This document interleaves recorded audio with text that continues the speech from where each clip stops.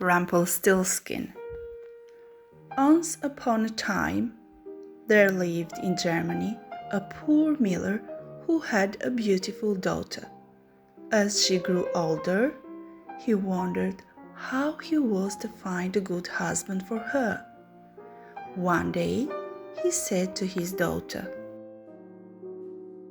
"I am beginning to worry about you, Elsa, my child." "Worry? Why, father?" "It is time for you to marry, but I have no money to give to a husband." "Then who will marry me, except a man as poor as we are?" "You have no money, it's true, but you are a very beautiful girl, beautiful enough to be a queen." "A queen? Oh, father, a queen! If only the king could see you."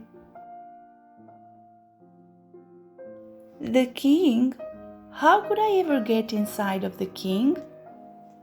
"If he ever saw you, Elsa, I'm sure he would wish to make you his queen. Now, how can I make that happen?" "Ah, I think I have an idea." "What is it, father?" "I must tell it to the king first. Go on with your spinning while I think it out." The next day, the miller and his daughter went to the palace of the king. A soldier stopped them at the gate. "Halt! Who goes there?" "A miller, soldier. I live down by the river." "And this girl?" "She's my daughter, my beautiful daughter Elsa." "And what would a miller and his daughter want with a king? Go around to your kitchen if you want to sell your flour." "I must see the king himself. I want to do him a favor. Let me pass, please."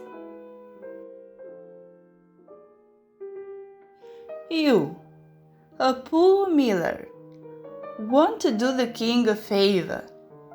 "Yes, you see, my daughter can do something wonderful. She can spin straw into gold." "Oh, father, what are you saying?" "Oh, this is something the king would really like to see. He's always needing gold. You may go into the throne room." "You, girl, wait here till the king sends for you, if he does." "Father, don't go." "Thank you, soldier. Wait here, Elsa." "Well, who are you, man? What do you want?" "Your Majesty, I have a very beautiful daughter." "Is that all you have to say? There are many beautiful girls in my palace." "My daughter is not only beautiful, she can do something wonderful. My daughter, Your Majesty, can spin straw into gold." "Well, that is something different. I always need gold and more gold. Bring her here this afternoon." "Oh, Your Majesty, my daughter is waiting outside this room." "Ah, and so much better. Soldier, take the miller's daughter into one of the rooms. See that it is filled with straw, and have a spinning wheel put in. At once." "At once, Your Majesty."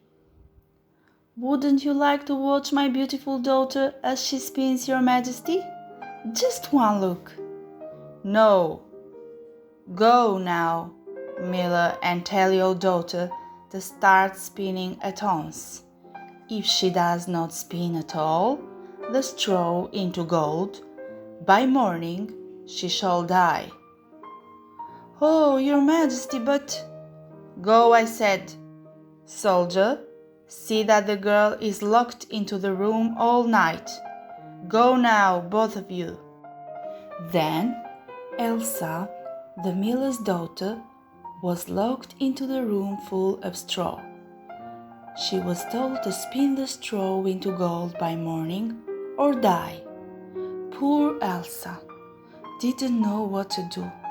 She started to cry. "Oh dear, what shall I do? What shall I do?" "Good afternoon, miller's daughter." "Oh, where did you come from, little man?" "I came from the K-hole." "Why are you crying, miller's daughter?" "The king has ordered me to spin all this straw into gold by morning. If I don't, I must die." "Why? I don't even spin wool very well." "What will you give me if I spin it into gold for you?" "Oh, could you spin it for me? I have no money, but I will give you my velvet hair ribbon." "All right, it's a bargain.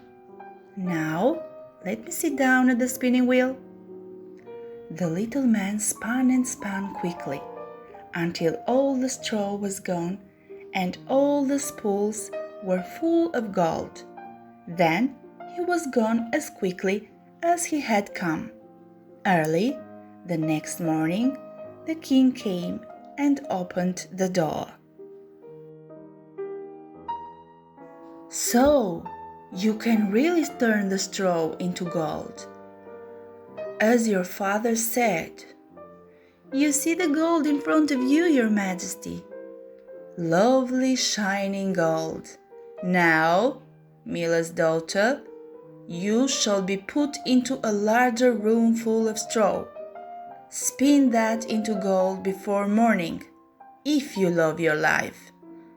"But, your majesty—" "No buts.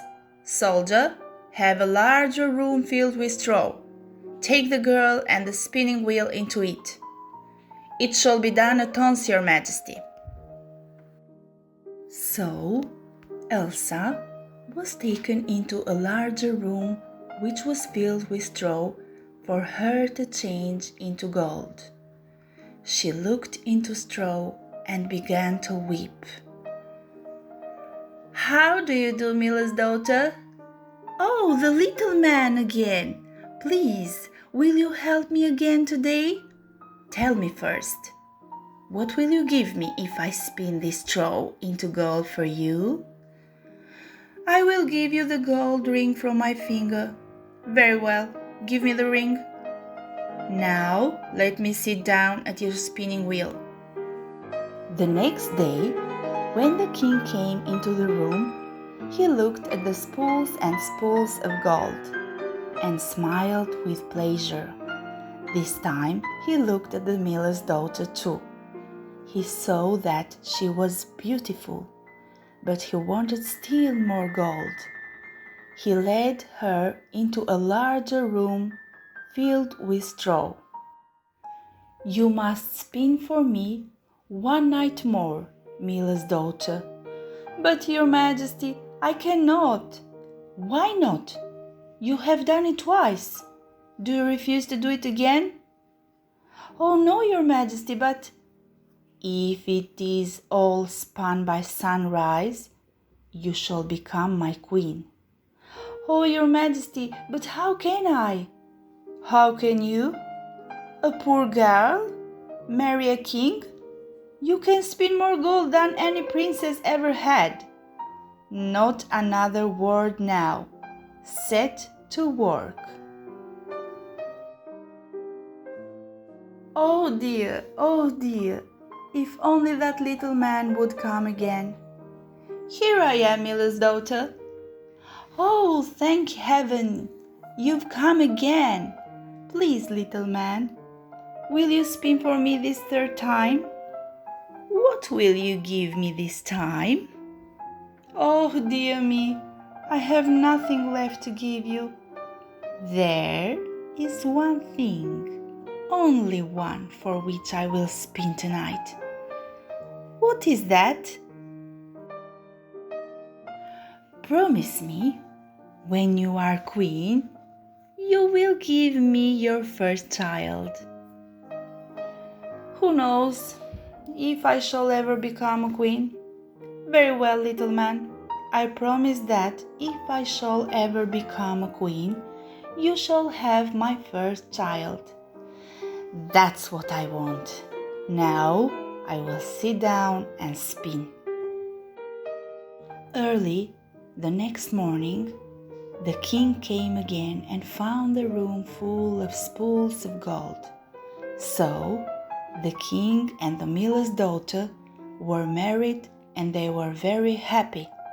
About a year later, the queen had a beautiful little son. By this time, she had forgotten all about the little man and the promise to him. But one night, as she sat with her baby in her arms, the little man came into her room. Good evening, Queen. Oh, the little man who helped me spin the straw. Yes. Now you must keep your promise. Give me your child.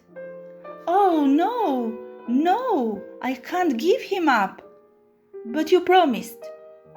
I know I promised, but it was to save my life. Oh, please, kind little man, I'll give you anything else. Gold, jewels, anything, but not my baby. I love him so.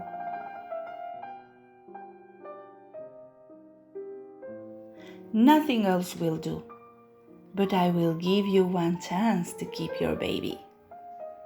What is it? I'll do anything.